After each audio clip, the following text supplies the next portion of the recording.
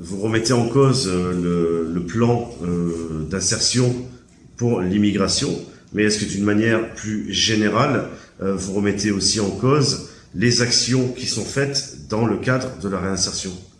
Alors pas du tout, nous sommes pour l'insertion, bien évidemment, mais je rappelle d'ailleurs que cette politique d'insertion, si elles sont menées aujourd'hui, elles résultent des mauvaises politiques, des mauvais choix politiques et économiques faits au niveau national par les partis qui nous gouvernent ou nous ont gouvernés, c'est-à-dire par les partis de mes concurrents, de droite, du centre et de gauche.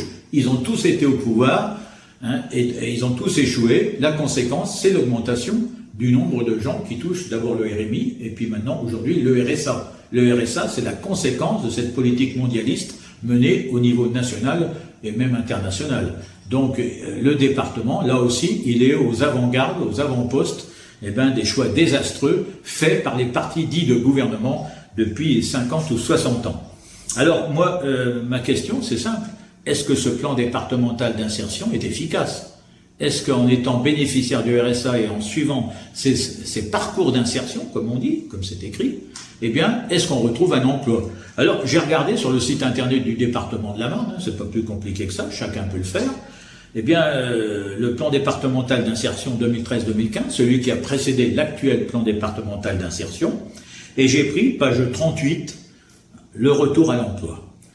Alors, les BRSA, sur le coup, je me demandais ce que c'était qu'un BRSA. C'est un bénéficiaire, donc, du revenu de solidarité active, du RSA. Alors, BRSA en accompagnement global, sorti à l'emploi dans l'année, donc décembre 2018, il y en a eu 251. C'est bien, tant mieux pour eux. Après, il faudra voir si c'est des emplois durables ou des emplois ponctuels, parce qu'on sait très bien qu'on joue sur les termes. Un véritable emploi, il doit être durable, donc de plus de 6 mois. Quand il n'atteint pas 6 mois, ce n'est pas un emploi durable. Alors, 251 personnes ont trouvé un emploi grâce à cette action, très bien, sauf qu'il y avait 871 personnes entrées dans cette action. Autrement dit, 251 sur 871, ça fait 29% des bénéficiaires du RSA qui ont trouvé un emploi grâce à cette action. 29%, c'est-à-dire moins d'un tiers. Ça veut dire que les 2 tiers restants, n'ont pas trouvé, ne sont pas revenus à l'emploi à cause de cette action. Donc c'est quand même un problème majeur. L'efficacité, et c'est ça qui comptera pour nous dans les 6 ans qui viennent, c'est surveiller de près l'efficacité des actions d'insertion. Il n'y a pas besoin d'être à la Cour des comptes, à la Chambre régionale des comptes pour se poser la question. C'est une question de bon sens, parce que quand on fait de la politique, c'est pour réussir. Donc être efficace, fixer des objectifs réalistes et les atteindre, c'est ça qu'on appelle être efficace.